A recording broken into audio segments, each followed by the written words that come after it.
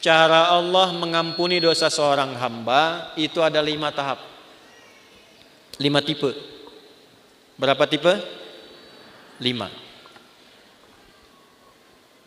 Sudah. 1, dengan memaafkan kesalahan itu. Sifat Allah yang memaafkan kesalahan hamba disebut al-afwu. Ya. Misal subuh tadi jam berapa? Kumaha ieu teh? 4:35. Terus ada orang yang sholat subuhnya jam 5:34. Waktu subuh 4:35, sholat subuh 5:3. Salah tidak? Salah. Dosa tidak? Belum tentu. Kalau memang bangunnya kesiangan. Tuh. Dan memang tidak niat bangun kesiangan. Ada yang niatnya bangun kesiangan, malamnya begadang, nonton bola, menang, menangis, ya. Jagoan kalah, bangun kesiangan. Nah, dia bangunnya terlambat, salah, karena tidak tepat waktu, tapi belum tentu dosa, maka dimaafkan oleh Allah kesalahan itu, ditunaikanlah sholat tepat saat bangunnya. Ya. Jadi kalau Anda terlalu lelah dengan beban kehidupan, kemudian tertidur cukup dalam, ya, lalu bangun tiba-tiba jam 8, walaupun keterlaluan sebetulnya. Bangun, ingat sholat. Nah, sholatlah saat bangunnya. Jadi jam subuh Anda itu pindah saat bangunnya. Ingat ya, waktu sholat orang yang ketiduran adalah saat bangunnya. Saya pernah punya pengalaman di Libya, lagi ngisi ceramah menjelang buka, 5 menit lagi tinggal buka. Tiba-tiba jemaah angkat tangan dalam sesi pertanyaan, Ustadz, apa hukumnya orang yang puasa tapi tertinggal sholat? Saya tanya balik, contohnya gimana Pak? Tadi saya subuh bangun kesiangan, saya menilai bahwa sholat subuh saya sudah lewat. Jadi karena menyimpulkan sudah lewat waktu subuhnya, kehilangan waktu sholat. Dia tetap puasa tapi nggak sholat subuh, duhur sholat, asar sholat, maghrib belum karena nunggu buka. Maka bagaimana statusnya, status puasanya?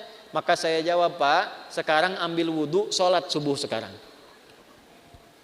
Ya, betul, qadanya saat itu, saat waktu ingatnya di situ sholatnya. Jelas? Nah, itu salah tapi belum tentu mengandung dosa karena ketidaktahuan. Karena lupa jadi salah. Kan lupa itu suka menyebabkan orang tidak ingat kan? Nah, ketika orang tidak ingat berpotensi salah. Kan sering saya bilang, orang kalau korupsi itu bukan tidak sadar kalau korupsi itu salah. Cuman saat korupsi tidak ingat kalau korupsi itu salah. Itu, Bu. Ini kalau tertukar sendal pulang dari sini, ada ngambil sendal punya orang lain, bukan tidak tahu itu teh punya orang. Cuman tidak ingat saat dipakai itu punya orang. Nah, lupa itu nasya, salah itu akhta'a. Saya lupa nasitu, saya salah akhta'tu. Kita lupa nasina, kita salah akhta'na. Rabbana la tu'akhidna in nasina au. Nah, gitu. Ya Allah, kalau kami lupa dan dengan lupa itu salah, mohon jangan hukum. Kata Allah, saya maha pemaaf, saya maafkan kalau kamu memang sadar itu salah. Karena itu jawaban pertamanya wa'fu anna. Tuh, al-afu. Subuh 4:35, salat 5:34. Terlambat karena sengaja, bukan karena tertidur. Nonton, aktivitas begadang, tidak ada perlunya. Udahlah, sampai situ aja gitu ya. Tiba-tiba terlambat, salah. Dosa tidak? Iya, karena sengaja berpotensi menunda waktu Salat. Nah, itu ada kesalahan. Kesalahannya disebut apa? Dzambun. Bisa tulis supaya lebih terlihat. Tadi khotoun. Yang ini dzambun.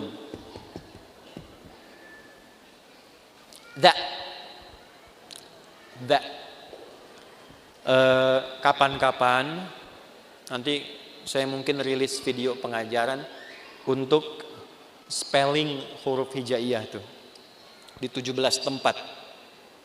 Itu diantara manfaatnya, itu bisa mengeluarkan semua potensi suara dalam tubuh.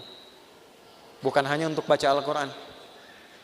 Jadi kalau kita bisa mengeksplorasi itu belajar bahasa apapun bisa cepat untuk kita kuasai. Karena semua sumber suara keluar. Misal yang dari sini a, ha itu di sini.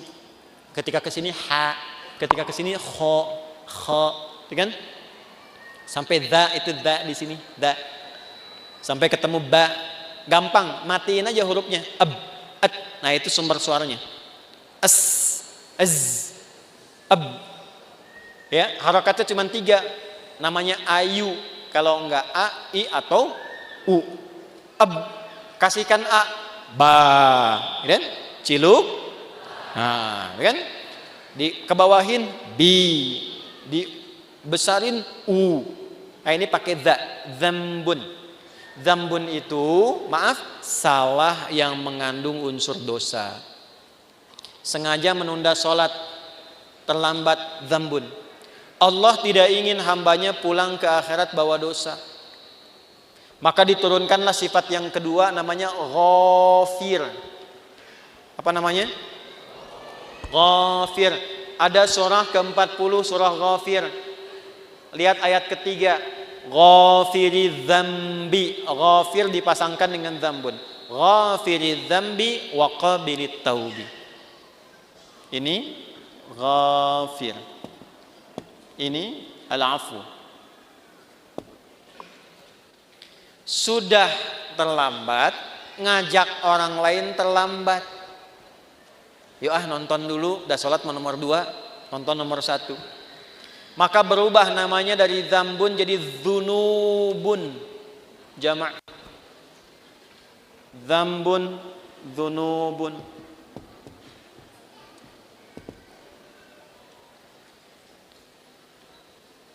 Sudah mencela, merasa paling hebat, merasa paling bagus, terakumulasilah dzunubun.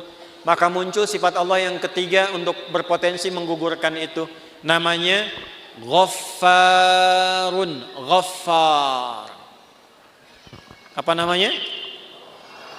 Di dalam surat apa? Surat Nuh ayat berapa? Ayat 10. Faqultu astaghfiru rabbakum innahu kana ghaffara. Kenapa menggunakan Ghafara tidak Ghafira? Karena umatnya Nabi Nuh sudah terakumulasi kesalahannya.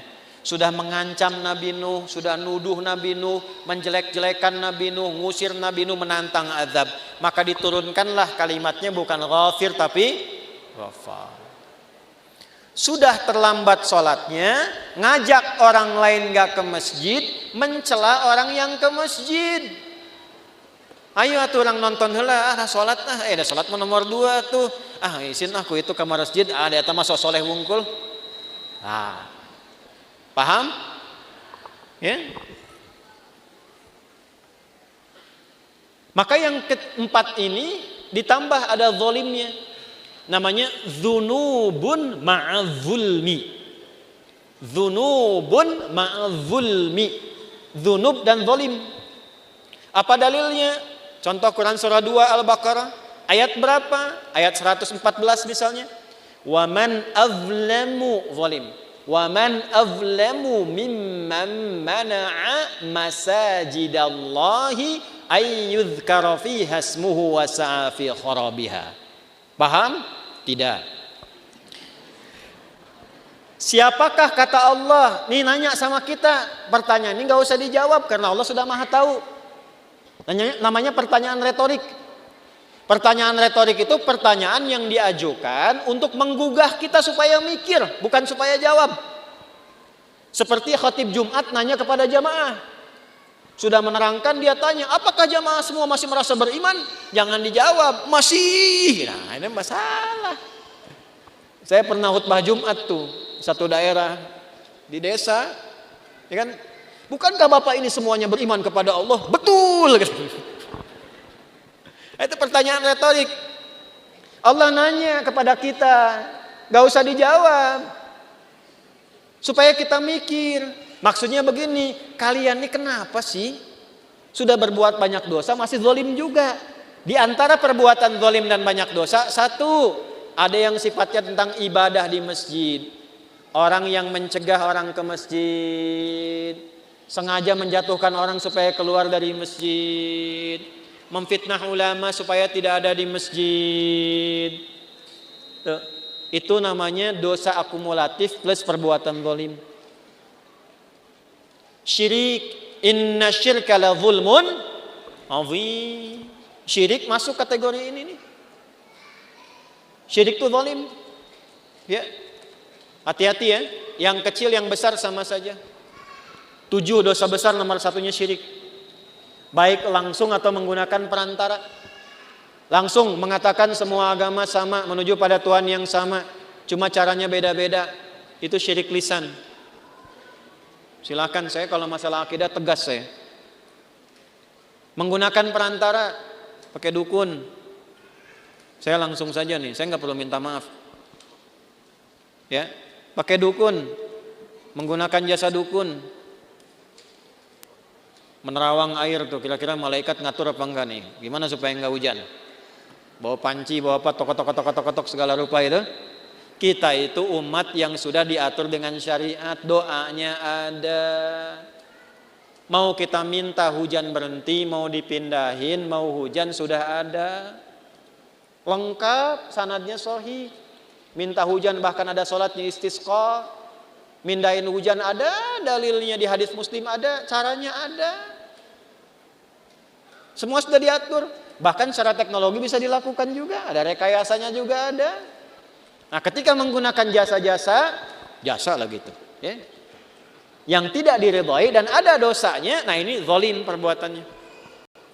Tapi Allah tidak menginginkan dosa itu terbawa sampai meninggal. Itulah rahmannya Allah. Jadi Anda bayangkan Pak, Ibu, Allah saja pada orang yang syirik masih memberikan waktu sampai meninggal supaya tobat dengan rahmatnya. Masa anak Anda yang berbuat sesuatu yang mungkin Anda merasa melecehkan orang tua, Anda memvonis dengan durhaka dan dia mau memperbaiki itu, Anda tidak terima. Allah masih terima. Anda bukan Tuhan, sudah tidak mengakui sebagai anak. Di mana rahmatnya? Ini ya. Coba nanti di ujungnya indah sekali. Maka yang keempat namanya Ghafurun.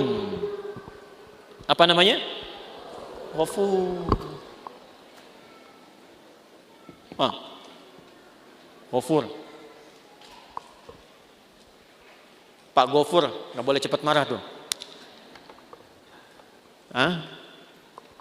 Tapi yang kelima, syirik iya, Allah, mencuri iya, menjatuhkan iya, minum juga iya, zina pernah.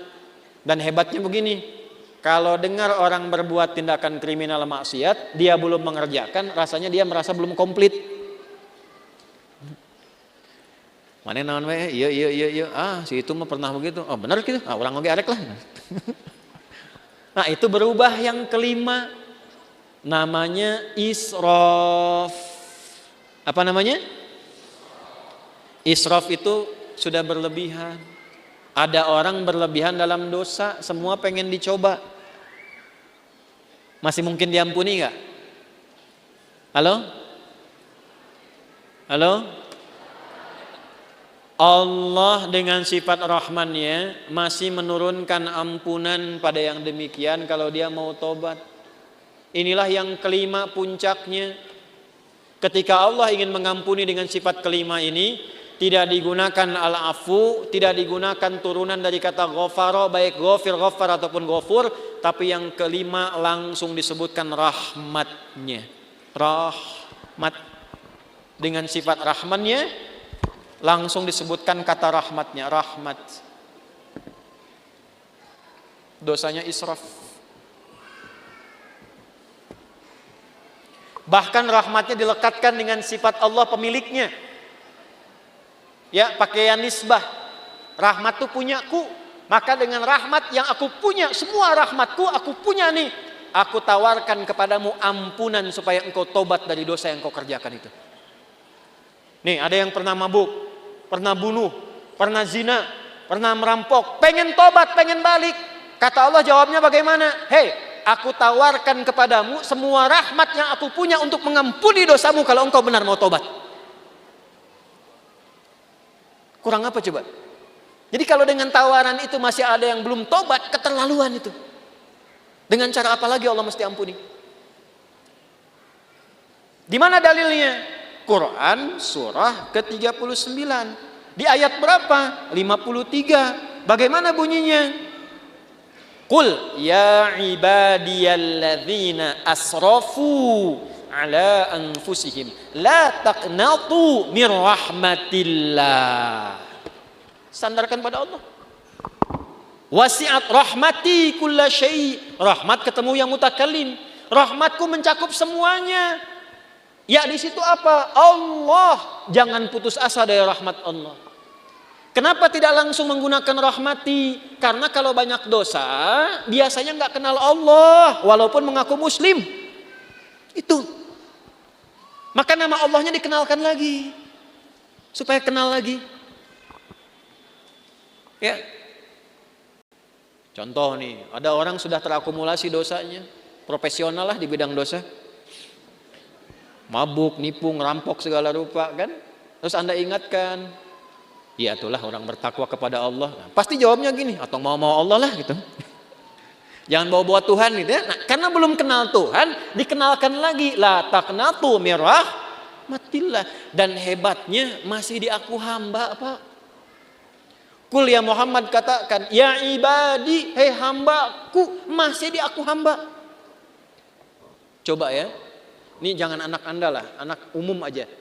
Ada ibu dan ayah, anaknya begitu durhaka, buruk terhadap citra keluarga. Di luar sudah merampok, sudah membunuh, sudah berzina, merusak nama keluarga. Tiba-tiba pulang ke rumah pengen minta maaf sama bapak dan ibu, diterima enggak? Ayo. Saya tanya nih, kalau bapak ibu mau terima, pertama ketemu senyum atau kecut? Tuh. Marah atau tenang? Non sia kadieu. Tuh, coba. Nah, inilah pentingnya kita ngaji begini. Ini anak datang pengen taubat, wasilahnya orang tua pengen minta maaf. Allah yang pencipta kita mengatakan, "Qul ya ibadi." Pakai kata iba, hambaku. Pakai ya disebutkan 360 kali dalam Al-Quran. Fungsinya 3 di ilmu nahwu. Nidaul qarib, nidaul mutawassit, nidaul ba'id. Memanggil yang dekat, yang menengah, yang jauh. Hei ahli maksiat, dimanapun berada, semua jangkauan. Yang telah menyimpulkan mungkin Allah nggak akan ampuni dosaku. Salah kesimpulannya, kata Allah, hambaku sini, jangan putus asa dari rahmatku. Setelah Allah berikan rahmat, teruskan ayatnya. Innallaha yaghfirudz dzunuba jami'a. Semua dosa yang pernah engkau kerjakan, kalau benar tobatmu, aku ampuni sekarang semuanya. Tuh.